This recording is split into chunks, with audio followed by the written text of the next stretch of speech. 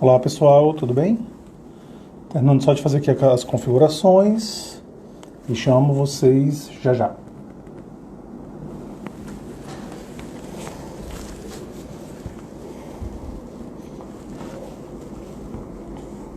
Deixar entrar uma quantidade um pouco maior de pessoas, esperar aí 1 ou 2 minutos para poder a gente começar, tá? Diga aí, Cláudio. Diga aí, meu amigo. Tudo bem? Boa tarde. Falar um pouquinho de resistência mais uma vez, né? Hoje à tarde. Trazer um assunto aí bem relevante, bem bacana para vocês. Estamos transmitindo a partir de 4 canais. Tinha um 5º canal que a gente não conseguiu configurar a tempo. Estamos transmitindo pelo Instagram da Metacognitiva, pelo Instagram aqui do Dr. Diego Gonçalves, né? Pela Rádio Saúde. Quem não puder ouvir por algum motivo, quem não puder ver, aliás, no Instagram, pode acompanhar lá no site radiosaude.com, que vai escutar também a transmissão, tá ok? E também estamos no YouTube da Rádio Saúde, tá? Então, temos aí alguns canais sendo transmitidos automaticamente, tá bom? Deixa eu chegar aqui um pouco mais de pessoas, que a gente já começa. Olá, Joed, como é que vai, meu amigo? Tudo bem, Janiele? Olá, Tiago. Tudo bem, Marília? Como vai?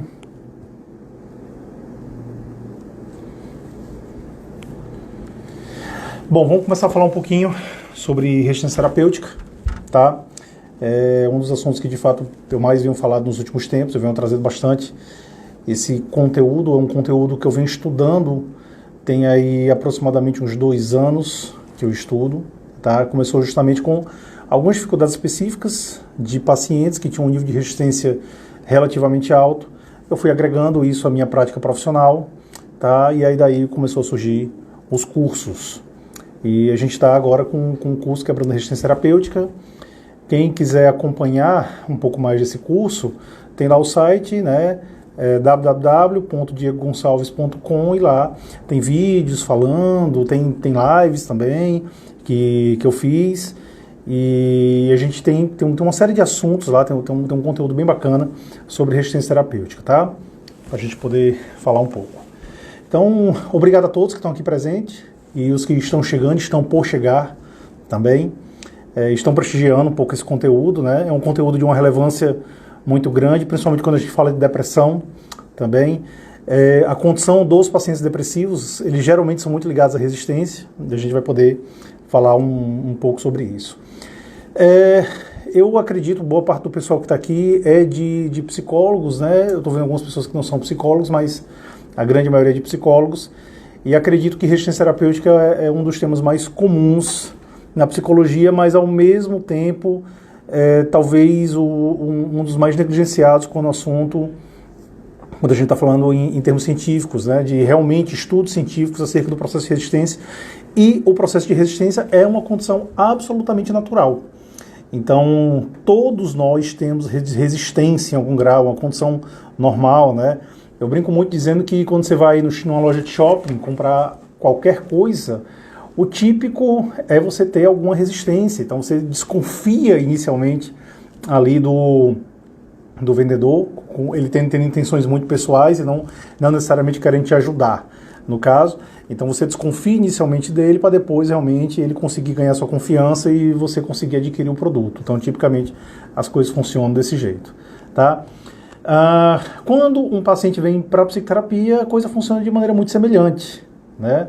Então, funciona de maneira muito semelhante. Ele desconfia inicialmente ali do processo. Eu acho que isso é muito típico e muito comum. Eu acho que todo mundo aqui vê isso em algum grau. Uma relativa desconfiança de alguns pacientes, claro, não são todos, tá? E justamente por conta disso que a gente precisa aprender a lidar com a resistência terapêutica. Existe essa resistência inicial e existe uma relativa resistência no decorrer do processo. À medida que as coisas vão andando, a gente vai tocando em alguns pontos vulneráveis do paciente e isso também vai gerando uma relativa resistência, certo? Eu estou com um curso, já falando um pouco sobre ele, eu estou com um curso Quebrando a Resistência Terapêutica, eu tenho um curso, a turma 1, agora, em andamento. Algumas pessoas que estão aqui, inclusive, participam do curso. Tá? A Natália, por exemplo, estou vendo que está online, a Natália participa do curso. E a gente está abrindo agora a segunda turma do Quebrando a Resistência Terapêutica, que começa dia 28 de outubro.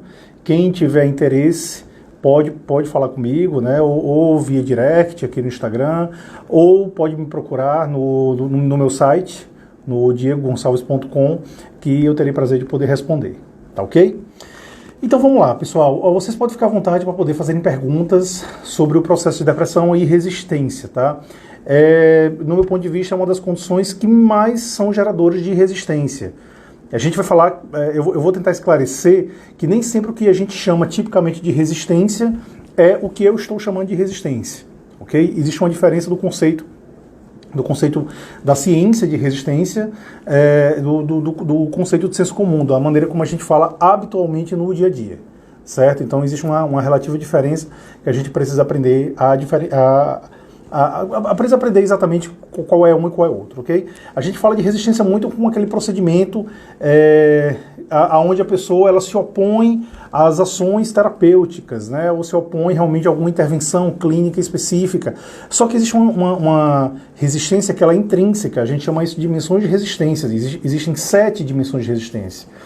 Coisa que eu fui professor de 3 faculdades de psicologia, coisa que simplesmente não é falada. A gente começa e termina o curso de psicologia e a gente fala de resistência de maneira muito de senso comum. A gente sabe que existe resistência, a gente realmente tem uma compreensão do fenômeno, a gente sabe que ele está ali, mas a gente não sabe classificar, a gente não sabe o que fazer com ela, muitas vezes, né? Então, não é ensinado a gente a como lidar exatamente com essa condição. E eu passei exatamente por isso nos meus atendimentos clínicos. Eu lidava com pacientes que tinham uma resistência em particular, alguns pacientes que tinham uma relativa resistência, e aí eu comecei a estudar para poder realmente compreender. Procurei literatura no Brasil, não achei nada, e aí eu fui procurar fora do Brasil e achei algumas coisas bem interessantes que eu estou trazendo aqui em parte para vocês, tá ok? Por gentileza, compartilhem, chamem as pessoas para poder conhecer um pouquinho desses conceitos. Como poucos psicólogos conhecem esse tipo de conteúdo, então é muito importante que a gente possa realmente divulgar para as pessoas. Então curta, compartilhe, traga pessoas para poder assistir um pouco, vai ficar gravado também, mas eu gostaria que participassem aqui presencialmente, né? aqui na live, para poder a gente, inclusive, tá tirando algumas dúvidas. Fica à vontade para poder fazer perguntas e vamos lá.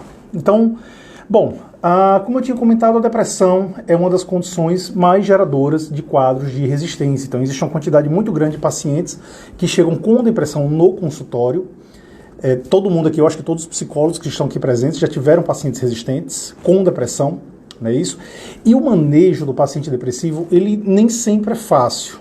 Alguns pacientes conseguem uma evolução muito bacana, outros pacientes a gente tem uma relativa dificuldade, a gente precisa realmente aprender como manejar as dimensões de resistência do qual eles apresentam para poder a gente conseguir uma evolução.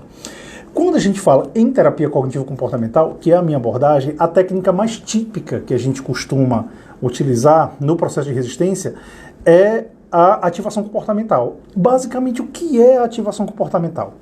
Eu promover, eu fazer aqui uma lista de ações para o meu paciente, ações que ele tem potencial de gostar ou que ele já gostou em algum momento, ok?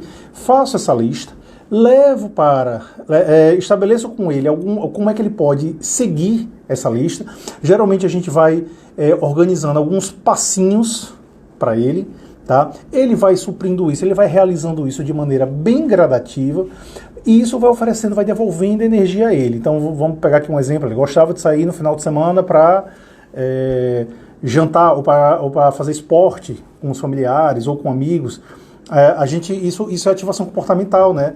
Pode ser atividades prazerosas ou atividade de domínio, ou como o Bandura falava, com comportamentos de alta eficácia, né? Comportamentos que dão a sensação de eficácia. Quando você tem a sensação de eficácia, você melhora do seu quadro depressivo.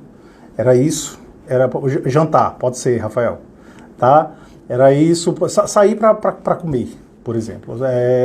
Às vezes até isso é complicado para alguns pacientes, mas de preferência comportamentos de alta eficácia. Então, qualquer comportamento que dê a sensação de eficácia, tá, ajuda a pessoa a lidar, a melhorar do quadro depressivo. Então, tipicamente a gente faz isso. O problema é que uma parcela considerável, por exemplo, dos pacientes depressivos apresentam dificuldade de executar, de iniciar, inclusive, a ativação comportamental. Então, é difícil para eles dar início a esse processo, é difícil para eles dar início à ativação comportamental, tá? E muitas vezes o terapeuta ele fica patinando, tentando convencer o paciente a realizar a ativação comportamental. E aí entra no questionamento socrático, que é a técnica mais típica, né, da gente utilizar. Entra no questionamento socrático com o paciente e, no fim, passa um tempão do processo terapêutico organizando isso e não resolve a situação, tá? Não é culpa do terapeuta, ok? Porque realmente ele está usando a técnica correta, a ativação comportamental funciona, mas diante do processo de resistência isso acaba sendo um problema. E aí a gente pode usar realmente os recursos de resistência terapêutica para poder a gente conseguir lidar com os pacientes. Então, o que quadro é esse? Qual é o quadro do paciente depressivo? Como é que manifesta a depressão desses pacientes? Geralmente uma tristeza intensa, né? E tudo isso é muito típico, todo mundo que já leu o DSM conhece muito bem esses critérios. Uma tristeza intensa, baixa energia, anedonia, né? Come muito, come pouco, dorme muito, dorme pouco, uma desesperança, ele não acredita nele especificamente, então existe uma tendência muito forte a ele não acreditar em si mesmo, tá? E também uma tendência muito forte a ele ter dificuldade de se engajar em atividades relativamente prazerosas, tá ok? Então, um paciente depressivo, e aí, por conta das crenças que ele desenvolve, que ele estabelece, ele tem uma dificuldade de conseguir desenvolver algumas ações que podem ajudar, ok? Como eu disse, às vezes o processo terapêutico passa muito tempo, o terapeuta cognitivo usa muito de psicoeducação nesse momento, ele vai tentando educar o paciente para que o paciente possa usar aquela informação a favor dele, mas é muito comum não dar certo, é muito típico não dar certo, porque o paciente ele tem tão pouca energia e o paciente às vezes ele inclusive tem hipoativação do lobo frontal, do cérebro, que não permite ele compreender o que é que está acontecendo, ok? E exatamente por conta disso, a coisa trava para e não há um desenvolvimento, não há uma evolução do processo terapêutico, tá? Existem algumas dimensões muito ligadas a esse processo que eu vou estar explicando para vocês, ok? Então eu vou estar explicando exatamente que dimensões de resistência estão ligadas a esse travamento. São 7 dimensões ao todo. A depressão geralmente ela está muito ligada a 5 dimensões, tá bom? Deixa eu só ler algumas coisas, eu vi que já fizeram algumas perguntas, para não deixar passar muito. Maria, eu explico já sobre isso, né? Maria está perguntando como podemos resolver uma situação que não depende exclusivamente de você. Eu explico já um pouquinho sobre isso. Opa! Tem um paciente que está apresentando resistência e vejo que ela tem conseguido falar, coisa difícil para ela, porém quando se trata de tarefas, esse trabalho da ativação comportamental é uma relativa resistência, né? Exatamente, alguém está colocando aqui que antes de tentar encontrar opções, a gente precisa realmente resistir, diminuir o nível de resistência do paciente.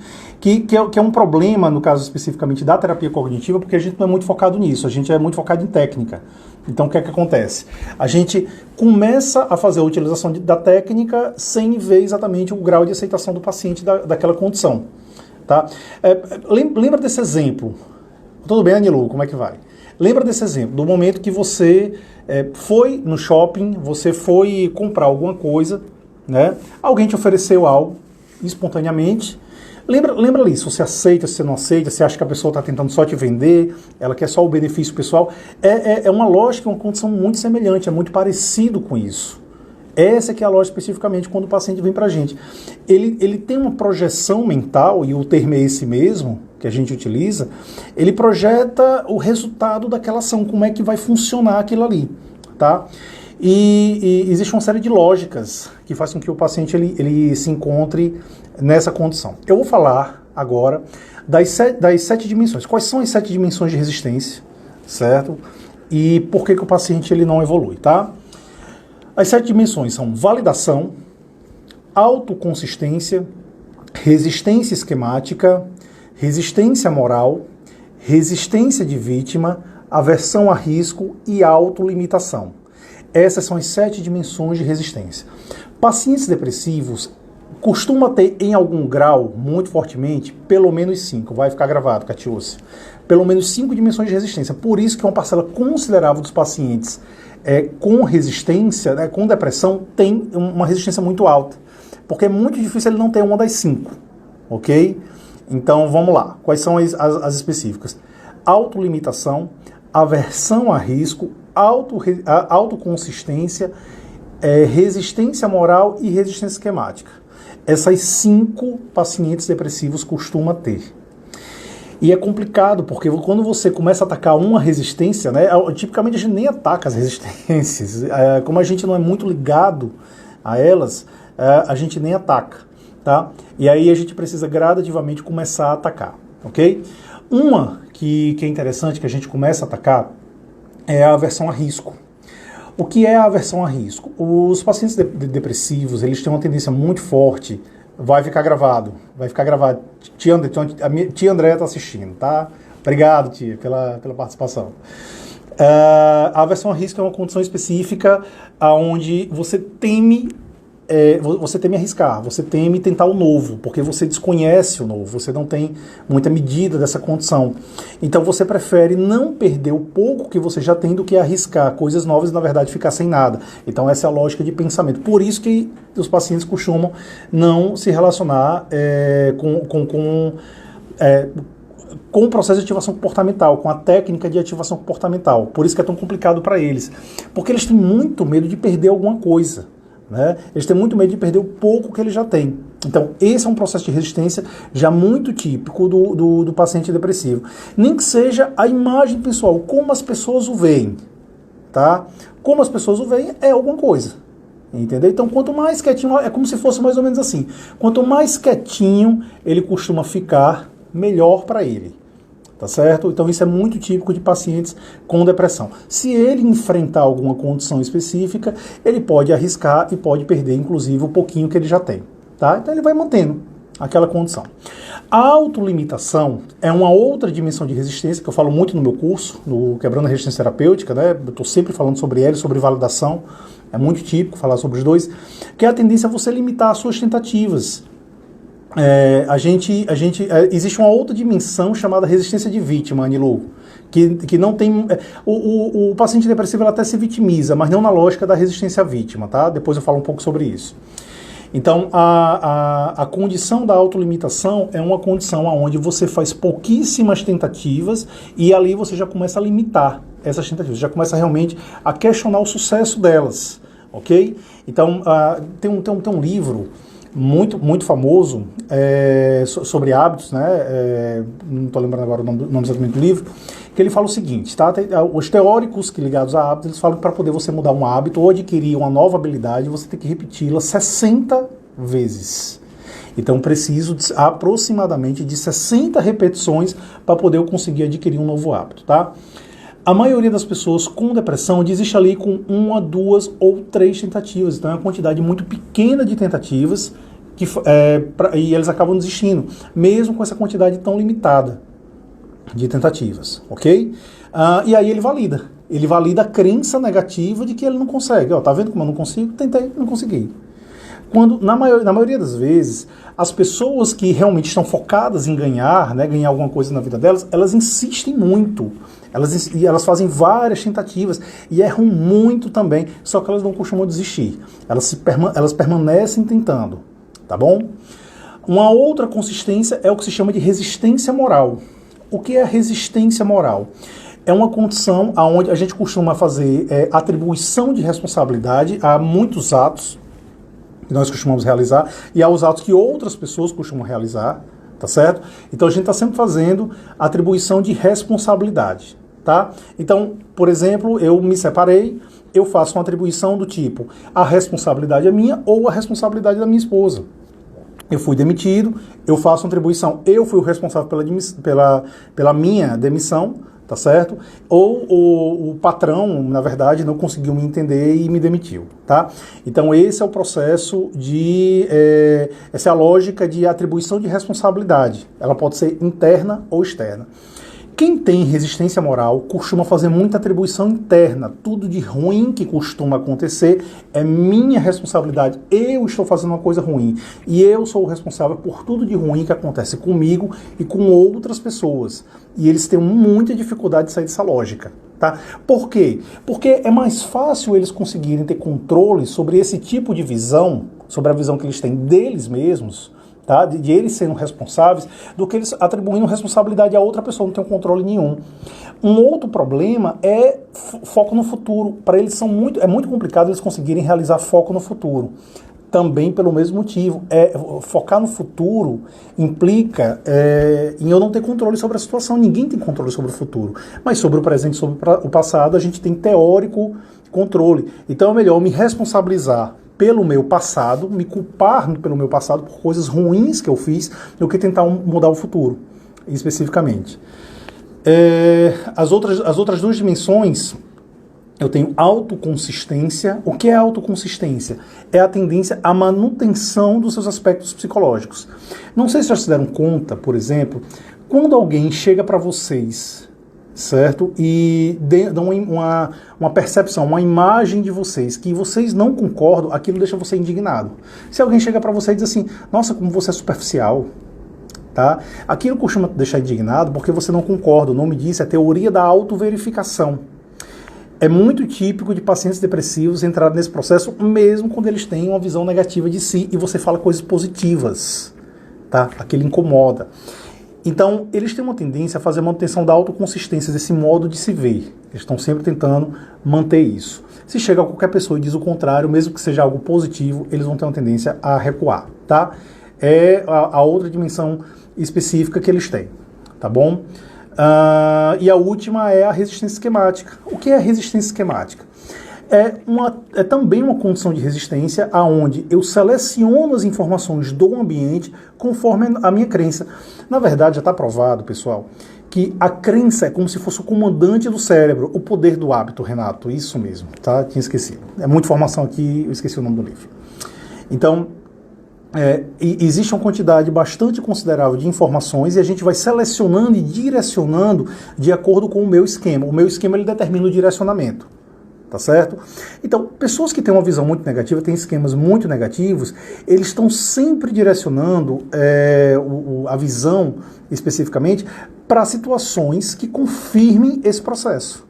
Então, eu tenho aqui, por exemplo, um amigo que fala coisas otimistas e tem um amigo que fala coisas negativas. Eu vou dar prioridade às informações oferecidas pelo amigo que fala coisas negativas.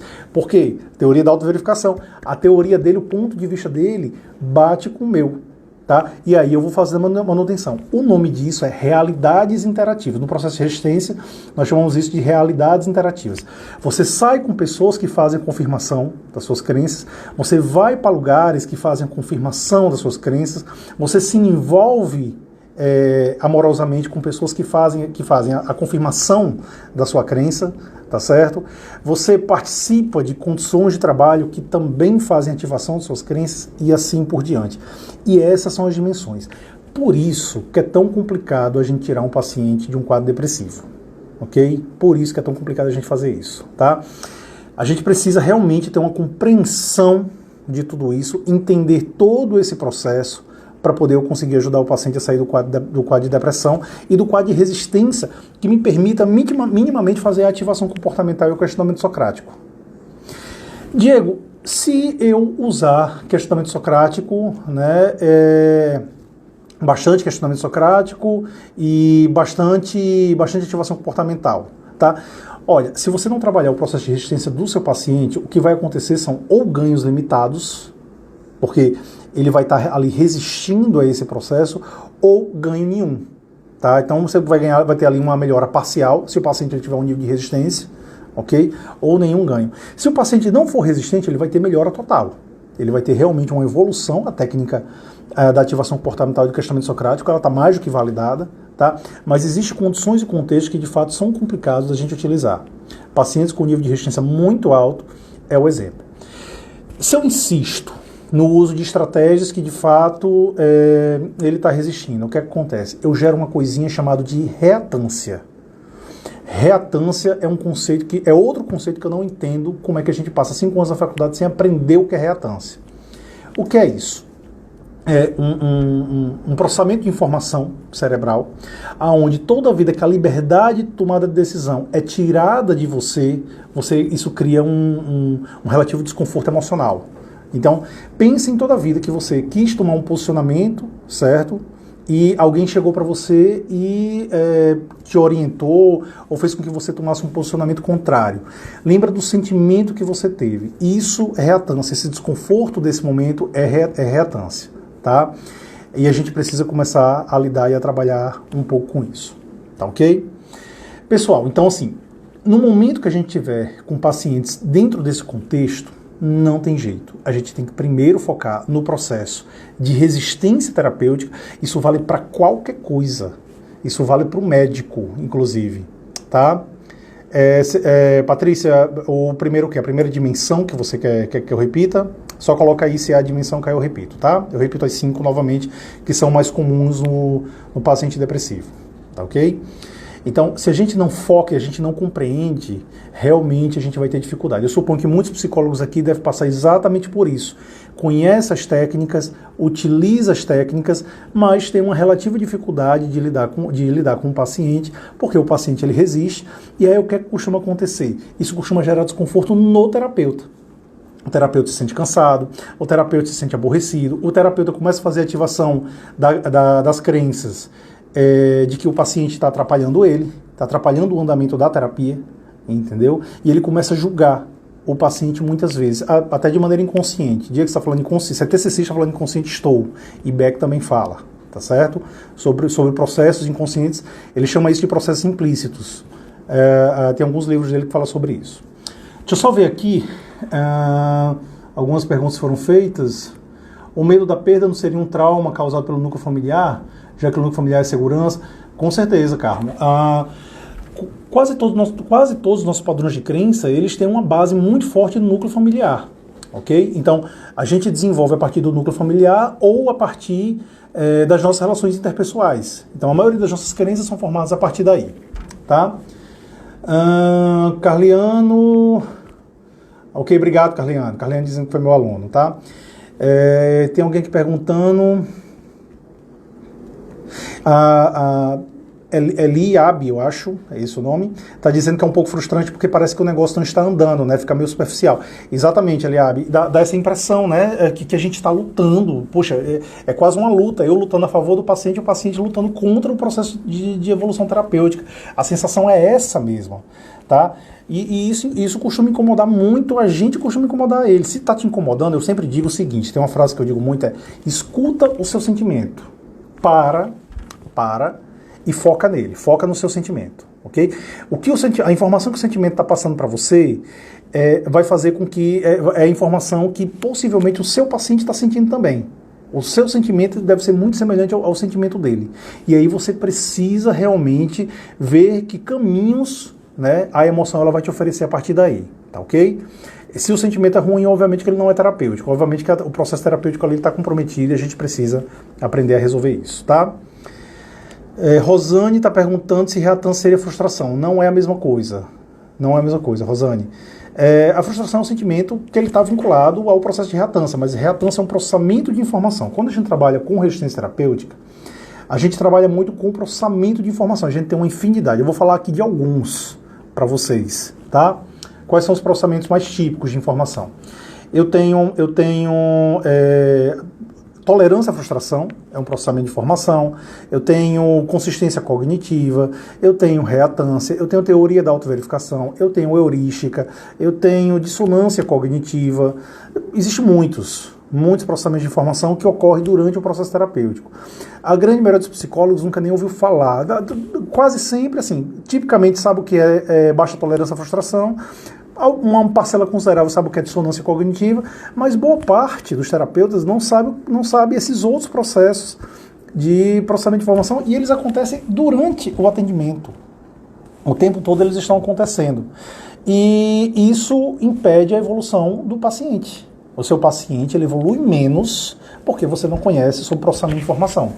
Entendeu? Você não conseguiu captar. Tem uma estratégia que a gente utiliza quando a gente trabalha com resistência terapêutica, que é estilos terapêuticos, tá?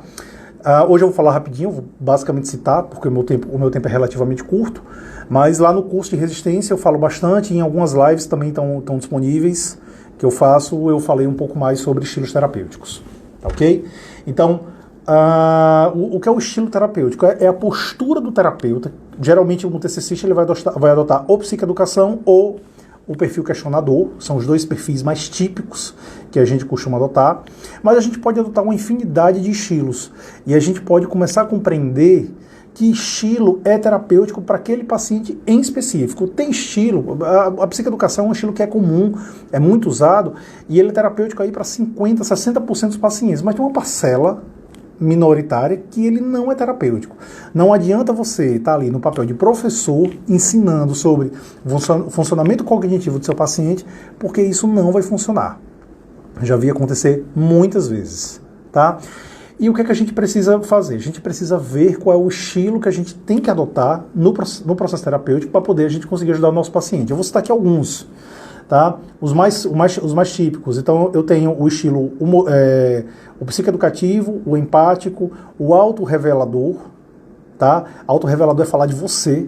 Isso costuma ser um grande problema, mas é considerado como sendo um estilo terapêutico. É um grande problema na cabeça dos psicólogos.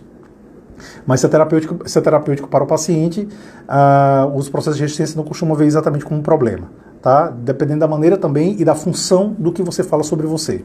Então tem o autorrevelador, nós temos também o humorístico, temos o confrontador, certo? São alguns bons estilos que são trabalhados e que a gente utiliza, que a gente pode utilizar com os nossos pacientes para poder ter condutas terapêuticas para eles, ok? Então, a gente pode aprender a adotar, a escolher, com o passar do tempo, esses estilos. É uma coisa que a gente pode aprender a fazer. Tá bom? Além disso, uma condição muito típica que a gente costuma fazer para poder realmente fazer a vinculação é a gente aprender a fazer o que se chama de validação emocional. O que é validação emocional? É eu aprender a validar a condição emocional do meu paciente, mesmo eu não concordando com a crença dele. Certo? Geralmente os terapeutas eles se abstêm de fazer qualquer tipo de comentário no processo terapêutico com medo de influenciar o seu paciente. Vamos dizer que eu esteja aqui com um paciente falando que ele é incompetente e incapaz, tá? Uma crença bem típica do processo depressivo. Quando eu faço validação emocional e digo algo do tipo, poxa, eu compreendo diante da sua história, ou diante do contexto, ou diante das suas crenças, por que você se sente assim e como você se sente. Quando eu falo isso, ele se sente acolhido, ok? E aí você ganha realmente você melhora o vínculo com o seu paciente nessa situação, tá? Então, é muito importante a gente aprender a fazer validação emocional. É uma das primeiras grandes ferramentas que a gente utiliza para poder ajudar o nosso paciente. Carliana, eu vi que você fez uma pergunta, eu não estou conseguindo entender bem. Se você puder refazer, eu agradeço, tá? Então, validação emocional é uma conduta muito típica. Uma segunda conduta que é muito típica é o que a gente chama de normalização de padrões, que é bem semelhante à validação emocional, mas muito focado na questão comportamental, tá? A gente mostrar para o paciente que diante do processo histórico dele, dos processos, dos estilos parentais do qual foram adotados com ele, é normal ele ter aquele tipo de conduta, comportamento, trauma ou qualquer coisa parecida com isso. Então, assim, é normal dentro desse contexto, por isso que é normalização de padrões. Também dá uma sensação de que você não está sozinho no mundo, né? Você é pertencente ali a um grupo de pessoas que passaram por problemas específicos, tá? E a normalização de padrões ajuda a lidar um pouco com isso. Deixa eu ler aqui a pergunta de Carliano. Poderíamos dizer que a resistência terapêutica está também relacionada a questões pessoais do próprio terapeuta? Com certeza, Carliano. A gente tem, na própria TCC, a gente tem o conceito de transferência e contra-transferência, certo? Pacientes ativam crenças do terapeuta e o terapeuta ativam crenças do paciente. Então isso é muito comum. Então, por isso que eu falo tanto do escutar a sua emoção. Pare e escute a sua emoção. Porque a sua emoção ela será determinante para dizer que rumo você vai seguir no processo terapêutico. Ok? Eu vou citar aqui uma condição muito antiga que aconteceu, só para poder vocês compreenderem. Eu vinha trabalhando com um paciente um tempo atrás questões relativas estudo, certo? E aí eu comecei a achar o processo terapêutico monótono. Eu notei assim que eu fazia perguntas, a pessoa respondia de maneira muito pontual, tal, e eu estava vendo que o processo terapêutico estava indo, né, estava se organizando para poder encerrar. E no meu ponto de vista tinha muita coisa para trabalhar. E aí eu comecei a contar uma história minha para o meu paciente. Eu usei o estilo autorrevelador, por exemplo. Uma história minha que eu tinha uma suposição que se assemelhava, uma condição minha que eu tinha uma suposição que se assemelhava ao problema do paciente. E aquilo ali foi motivo, a sessão, assim, tipicamente a gente faz 50 minutos de sessão, tá? Era um dia que eu estava com um pouco mais de folga, e esse dia a sessão foi para 1h15, 1h20, e eu espontaneamente deixei isso acontecer, para poder reforçar um pouco a situação e mostrar para o paciente que tinha solução para aquele contexto. Uma coisa que ele nunca tinha me falado, mas que eu tinha percebido, estava ali nas entrelinhas das dificuldades escolares do paciente, e a sessão durou muito tempo nesse dia. E aí ele que estava para sair do processo continuou. E aí a gente começou a trabalhar sobre isso e o resultado foi muito bacana, tá, pessoal? Então, olha só, eu mudei meu estilo rapidamente, eu percebi que, de fato, ele estava entrando em processo de resistência, falando pouco, né, muito evitativo na postura dele, e aí eu mudei o estilo e isso fez com que, de fato, o vínculo se restabelecesse e a gente continuasse o processo, tá ok? Então, só para dar um exemplo de como isso pode acontecer, tá? Maria, se tristeza profunda é considerada depressão, a gente costuma dizer que depende de intensidade e frequência, depende de quanto intenso, por exemplo, é a tristeza, né, e há quanto tempo ela está com você. Se ela está ali há mais de um mês, pelo menos, tá, a gente vai considerar como depressão sim. E se causa um dano, né, é uma tristeza que causa um dano, é sempre uma avaliação nossa. A gente para ver se de fato existe um dano ali relacionado que faz com que você se sinta mal, tá bom? Então a lógica é sempre um pouquinho por aí, tá?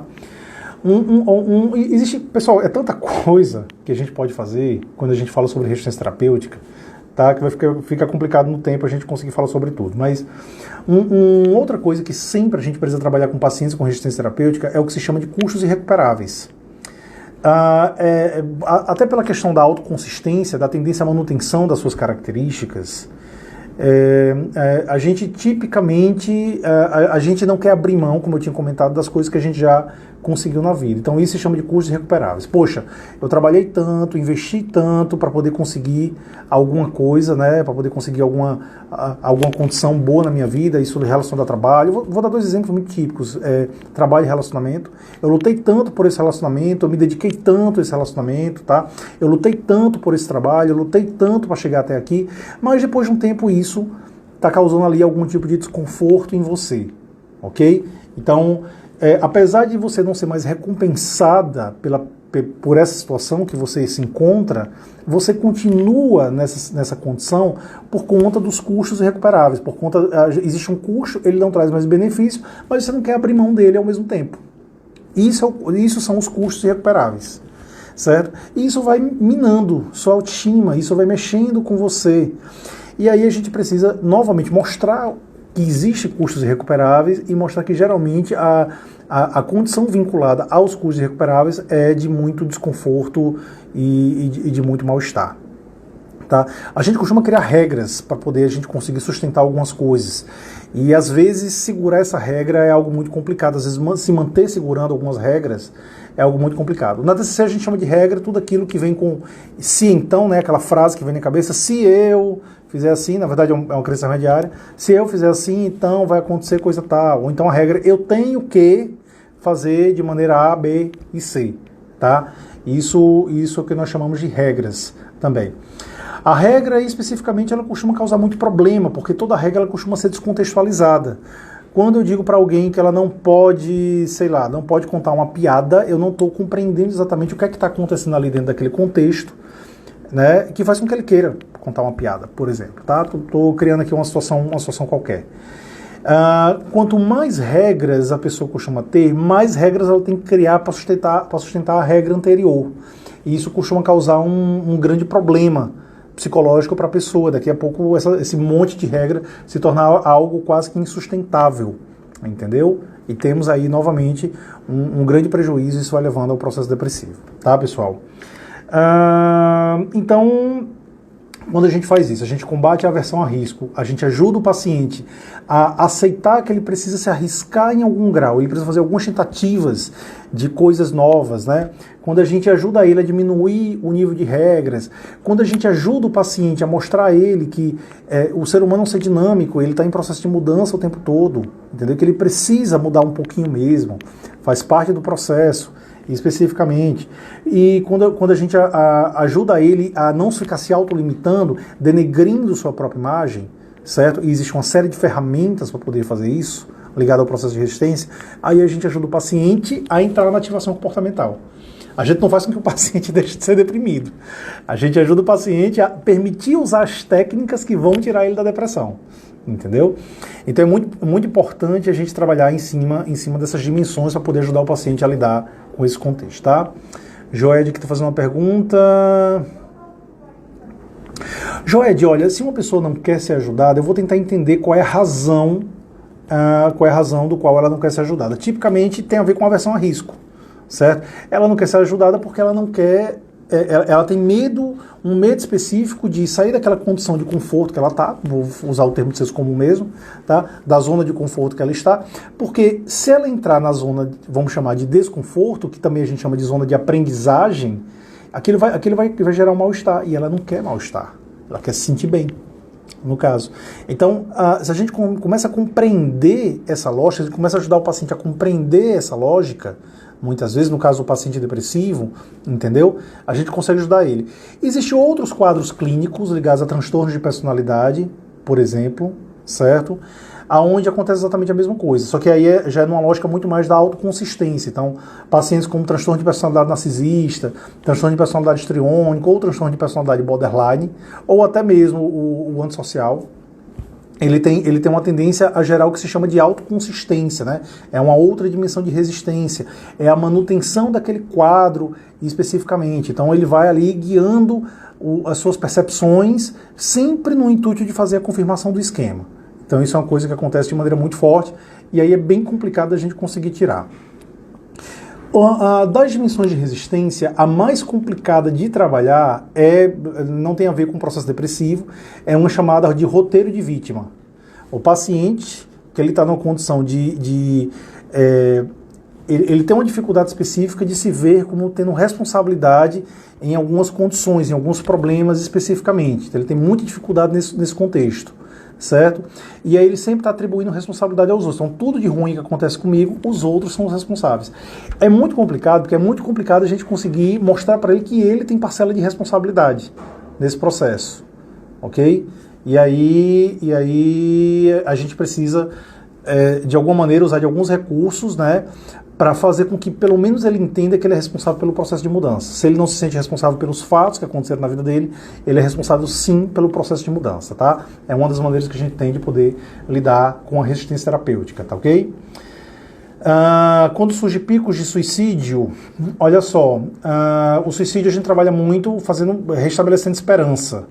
Então, o paciente ele acredita que não tem mais jeito para os problemas dele, eu não tenho mais como lidar com meus problemas, não tenho mais como resolver os meus problemas.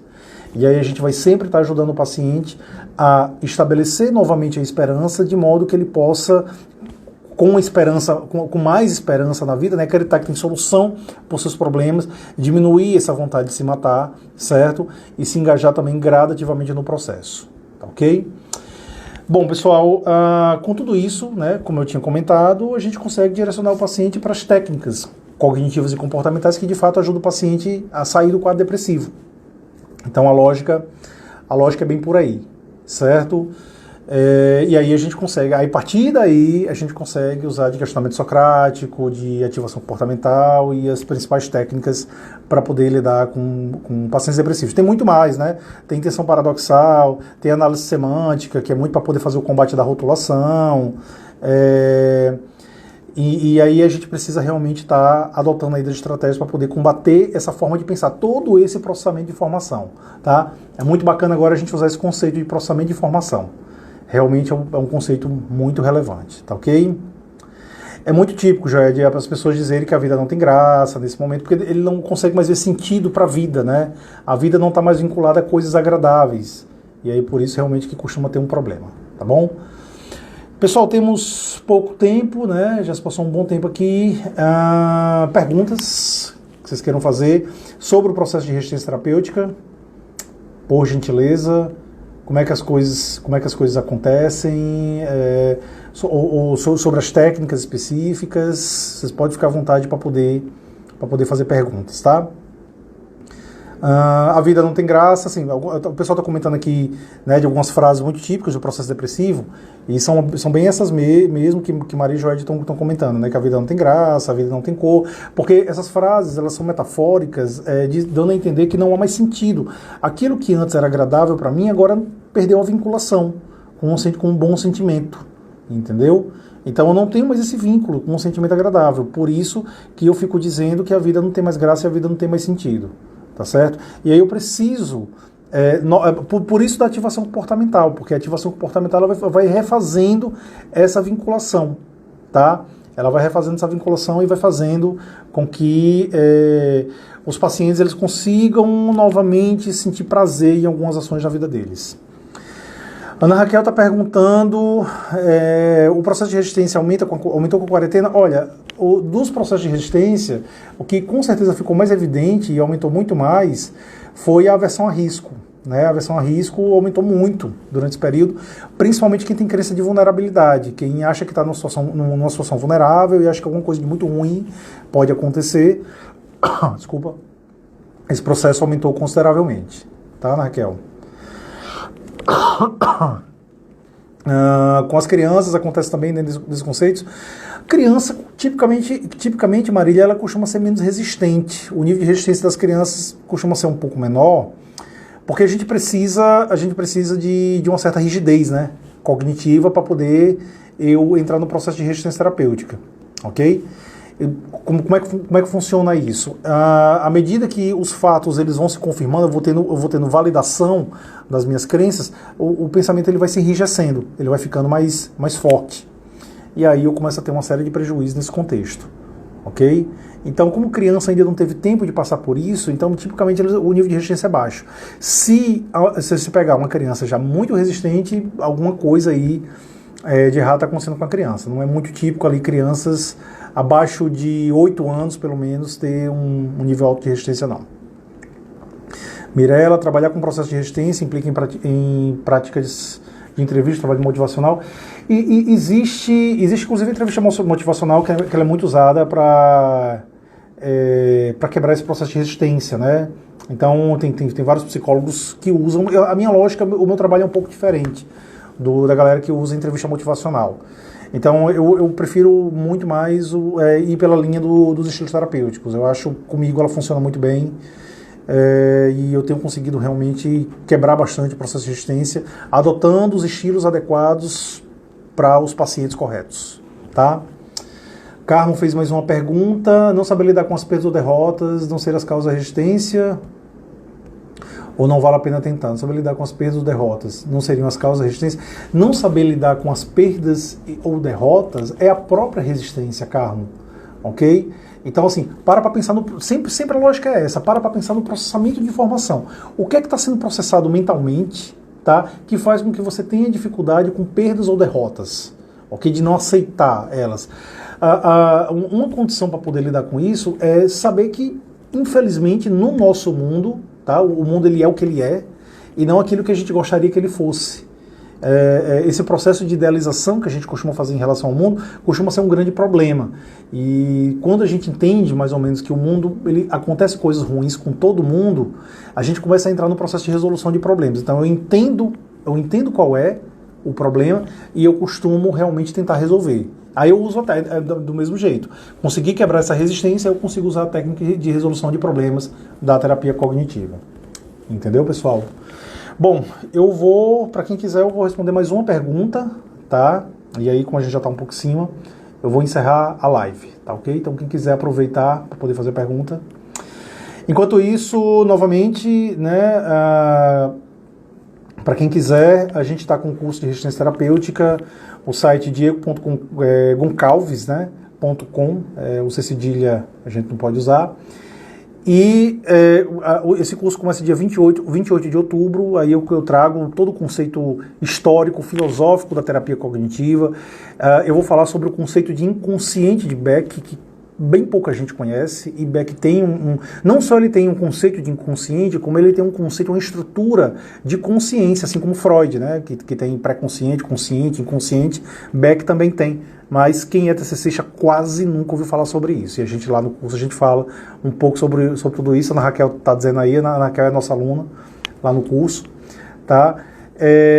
Também vamos falar sobre maiores manifestações mais típicas de resistência terapêutica. Também vamos falar sobre as dimensões de resistência e, por fim, a gente fala sobre estratégias de coping, estilos terapêuticos. E vale salientar que o processo é prático. Então, a gente tem atores que atuam no curso, eles fazem o atendimento com os alunos, né? E a gente mostra esse processo de resistência acontecendo na hora lá. Tá ok, pessoal?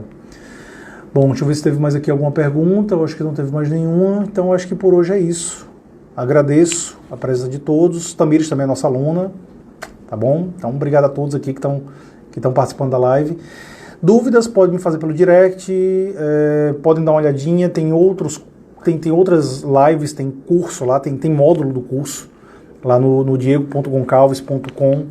Deem uma olhadinha, assistam, vejam se vale a pena para vocês, tá?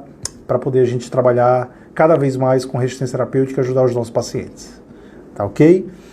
Uma boa tarde a todos, bom fim de semana e nesses dias eu estou fazendo aí alguma outra live. Até mais, tchau!